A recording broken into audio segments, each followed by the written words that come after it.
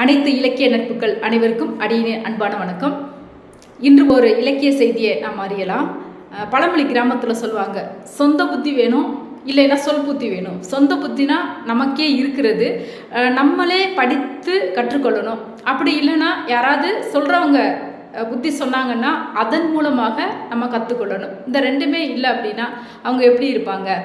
அதை தான் நம்ம இலக்கியம் என்ன சொல்லுது அப்படின்னா, கற்றானும் கற்றவர் வாய் கேட்டானும் இல்லாதார். கற்றார் யாரு? நம்மளே படிக்கணும்.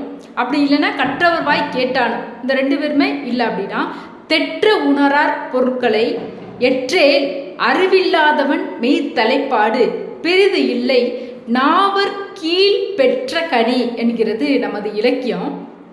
இப்போ இவங்களுக்கு இந்த ரெண்டுமே இல்லாதவங்களுக்கு ஒரு நாவல் மரத்தில் ஒரு கனி தானாக உதிர்ந்து கீழே எந்த சுலபமுமே இல்லை. அவர்கள் மரத்தில் ஏறி பறித்து அதை மிக துன்பப்பட தேவையில்லை இல்லையா, தானாகவே கீழே விழுது. அந்த கனியை சுலபமாக எடுத்து அவங்க பயன்படுத்திக்கிறாங்க.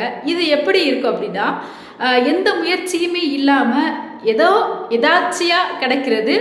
இதன் மெய்ப்பொருள் அவர்களுக்கு கிடைக்காது, உண்மைத்தன்மை கிடைக்காது, இது நிரந்தரமானது அல்ல. ஆகையால ஒரு மனிதனுக்கு நிச்சயம் கற்க வேண்டிய நூல்களை கற்க வேண்டும். அப்படி இல்லை அப்படின்னா கேள்வி யானங்கள், கேள்விகளை கேட்டு கேட்டு தெரிந்து கொள்ள வேண்டும். அப்படி இல்லைன்னா பிறர் சொல்வதை நாம் செவி வழியாக கேட்க வேண்டும். அப்பொழுதுதான் மெய்ப்பொருள் உணர முடியும் என்கிறது நமது இலக்கியம். இன்று ஒரு இலக்கிய செய்தியை உங்களோடு பகிர்ந்து கொள்வதில் மிகவும் மகிழ்ச்சி. நன்றி, வணக்கம்.